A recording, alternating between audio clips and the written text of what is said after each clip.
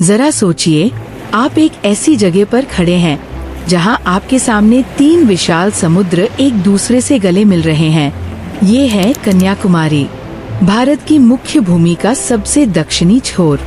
लेकिन लोग यहाँ सिर्फ इस नज़ारे को देखने नहीं आते, वो आते हैं उस रहस्यमय आध्यात्मिक ऊर्जा को महसूस करने, जिसने कहते हैं एक साधारण से सन्यासी को पूरी दुनिया के लिए ज्ञान का स्रोत बना दिया। आज हम मिलकर उसी ऊर्जा को महसूस करने की कोशिश करेंगे और जानेंगे कि क्यों भारत का ये अंत असल में एक नई शुरुआत है। हम निकल पड़े हैं भारत के उस कोने की ओर जो जितना भौगोलिक है उससे कहीं ज्यादा आध्यात्मिक। ये वो जमीन है जहाँ सदियों से संस्कृतियाँ और सभ्यताएं मिलती आई है। ये वो तट है जहाँ लहरों की आवाज किसी दिव्य संगीत जैसी लगती है और जहाँ आप एक ही जगह से सूरज को उगते और डूबते हुए दोनों समुद्र पर देख सकते हैं। तो चलिए मेरे साथ, क्योंकि हम सिर्फ घूमने की जगह नहीं बल्कि उनके पीछे की कहानियों, विश्वास और उस गहरे मतलब को खोजेंगे जो हर साल लाखों लोगों को यहाँ खींच लाता है। इस वक्त मैं उस पॉइंट पर हूँ जिसे त्रिवेणी संगम कहते हैं, पर ये प्रयागराज वाला संगम नहीं है। ये 3 विशाल सागरों का महासंगम है। मेरी एक तरफ है बंगाल की खाड़ी, जिसका पानी थोड़ा गहरा नीला और शांत नजर आता है। दूसरी तरफ है अरब सागर, जिसकी लहरों में एक अलग ही बेचैनी और हरापन है। और मेरे ठीक सामने फैला है विशाल हिंद महासागर, जो इन दोनों को अपनी बाहों में समेटता हुआ लगता है। ये दुनिया की उन गिनी चुनी जगहों में से है जहां आप अपनी आँखों से 3 समुद्रों को मिलते हुए देख सकते हैं। यहाँ खड़े होकर आप पानी के अलग अलग रंगों को तो देख ही सकते हैं, साथ ही हवा और लहरों में भी एक हल्का सा फर्क महसूस कर सकते हैं। ऐसा कहा जाता है कि इन सागरों के पानी का तापमान और खारापन अलग अलग होने की वजह से ये मिलते तो है पर पूरी तरह से घुल मिल नहीं पाते और अपनी अलग पहचान बनाए रखते हैं।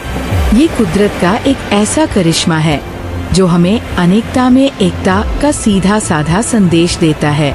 यहाँ आने वाले लोग इस संगम में डुबकी लगाना बहुत पवित्र मानते हैं। उनका विश्वास है कि इन 3 सागरों के पानी में नहाने से उनके सारे पाप धुल जाते हैं और मन को शांति मिलती है।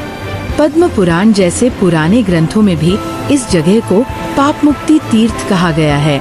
तो ये सिर्फ एक भौगोलिक घटना नहीं है, ये करोड़ों लोगों के लिए विश्वास, शुद्धि और एक नई उम्मीद का प्रतीक है।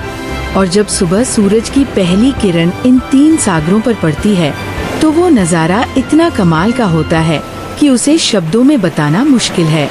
ये एक ऐसा अनुभव है जो आपको कुदरत की विशालता के सामने नतमस्तक कर देता है। संगम तट से कुछ ही मीटर दूर समंदर की लहरों के बीच 2 बड़ी चट्टानें दिखाई देती है। इनमें से एक पर बना है एक शानदार स्मारक, विवेकानंद रॉक मेमोरियल। ये सिर्फ एक टूरिस्ट स्पॉट नहीं बल्कि भारत के आध्यात्मिक जागरण की एक जीती जागती निशानी है। यहाँ तक पहुँचने के लिए एक फेरी लेनी पड़ती है और ये छोटी सी समुद्री यात्रा भी अपने आप में एक एडवेंचर है। जैसे जैसे हम चट्टान के पास पहुँचते हैं, समंदर के बीचों बीच अकेले खड़े इस स्मारक को देखकर आप हैरान रह जाएंगे। ये वही जगह है जहाँ दिसंबर 1892 में एक नौजवान सन्यासी नरेंद्र नाथ दत्त, जिन्हें आज हम स्वामी विवेकानंद के नाम से जानते हैं, तैरकर पहुँचे थे। पूरे भारत की यात्रा करने के बाद उनका मन देश की हालत देखकर बेचैन था। उन्होंने इसी चट्टान पर 3 दिन और 3 रात लगातार ध्यान लगाया। समंदर की गरजती लहरों के बीच उन्होंने भारत के अतीत, वर्तमान और भविष्य पर सोचा। कहते हैं कि यही उन्हें भारत माता का साक्षात्कार हुआ और अपने जीवन का असली मकसद समझ आया। उन्हें ज्ञान मिला कि भारत का विकास आध्यात्मिकता के रास्ते पर चलकर ही हो सकता है और उन्होंने अपनी पूरी जिंदगी इसी काम में लगा दी। यहीं से नरेंद्र स्वामी विवेकानंद बने और 1893 में विश्व धर्म संसद में जाकर दुनिया को हिंदू धर्म का असली मतलब समझाया। 1970 में इसी ऐतिहासिक घटना की याद में इस स्मारक को बनाया गया। और कमाल की बात ये है कि इसे बनाने में पूरे देश ने सहयोग दिया, जो इसे राष्ट्रीय एकता का प्रतीक बनाता है।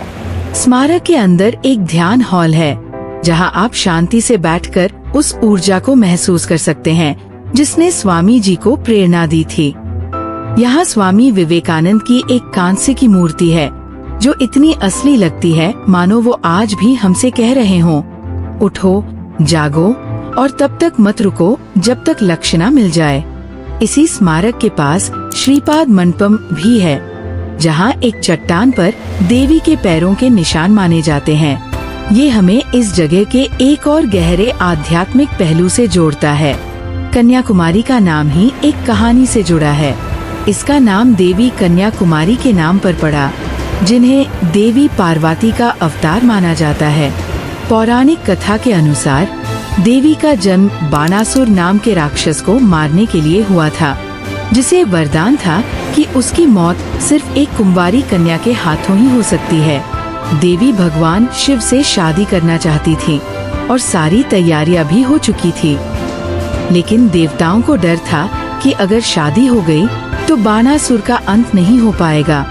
इसलिए एक चाल चली गई और शादी नहीं हो पाई। निराश होकर देवी ने हमेशा कुंवारी रहने का संकल्प लिया और भारत के इसी दक्षिणी छोर पर तपस्या करने लगी। बाद में उन्होंने बाणासुर का वध किया। कहा जाता है कि उनकी शादी के लिए जो चावल और दाल तैयार किए गए थे, वही आज यहाँ की रंग बिरंगी रेत के रूप में मिलते हैं। किनारे पर ही देवी का भव्य कुमारी अम्मन मंदिर है, जो 51 शक्तिपीठों में से एक माना जाता है। कहते हैं कि यहाँ देवी सती की रीढ़ की हड्डी गिरी थी। माना जाता है कि ये मंदिर हजारों साल पुराना है और इसे पांड्य राजाओं ने बनवाया था। मंदिर के अंदर देवी की मूर्ति काले पत्थर से बनी है और उनकी नाक में जड़ा हीरा अपनी चमक के लिए मशहूर है। कहते हैं कि पहले जब मंदिर का पूर्वी दरवाजा खुला रहता था, तो इस हीरे की चमक इतनी तेज थी कि समुद्री जहाज इसे लाइट हाउस समझकर चट्टानों से टकरा जाते थे। इसी वजह से अब ये दरवाजा बंद रखा जाता है। विवेकानंद रॉक के बगल वाली चट्टान पर एक और विशाल मूर्ति दिखाई देती है। ये महान तमिल कवि और दार्शनिक तिरुवल्लुवर की 133 फुट ऊंची प्रतिमा है। इसकी ऊंचाई उनके लिखे ग्रंथ तिरुकुरल के 133 अध्यायों का प्रतीक है। ये मूर्ति इस इलाके के साहित्यिक और सांस्कृतिक गौरव की निशानी है। कन्याकुमारी सिर्फ मंदिर और स्मारक ही नहीं है, ये इंसानी भावनाओं का भी संगम है। हर सुबह और शाम हजारों लोग यहाँ सनराइज और सनसेट पॉइंट पर जमा होते हैं। सुबह सूरज को बंगाल की खाड़ी से निकलते देखना और शाम को उसे अरब सागर में डूबते देखना एक ऐसा अनुभव है जो आपको कहीं और नहीं मिलेगा। और अगर आप पूर्णिमा के दिन यहाँ तो एक ही समय पर सूर्यास्त और चंद्रोदय को एक साथ भी देख सकते हैं, जो एक यादगार नज़ारा होता है। मैं यहाँ आए कुछ लोगों से बात करती हूँ। कोई अपने परिवार के साथ छुट्टियाँ मनाने आया है, तो कोई मन की शांति की तलाश में, पर सबके चेहरे पर एक अजीब सी शांति और सुकून का भाव है। ये जगह लोगों को रोजमर्रा की चिंताओं से दूर ले जाकर कुदरत की विशालता से जोड़ देती है। पास में ही गांधी मंडपम है। ये स्मारक महात्मा गांधी को समर्पित है। 1948 में उनकी अस्थियों को समुद्र में विसर्जित करने से पहले यही रखा गया था। इस मंडपम को इस तरह बनाया गया है कि हर साल 2 अक्टूबर को गांधी जी के जन्मदिन पर सूरज की पहली किरणें ठीक उसी जगह पर पड़ती है जहां उनकी राख रखी गई थी।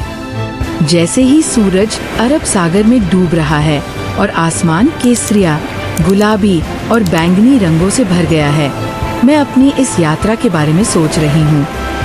हमने 3 समुद्रों का मिलन देखा, उस चट्टान को महसूस किया जिसने एक युवा सन्यासी को स्वामी विवेकानंद बना दिया, और उस देवी की कहानी सुनी जिसके नाम पर ये जमीन है। तो क्या ये वाकई भारत का अंत है?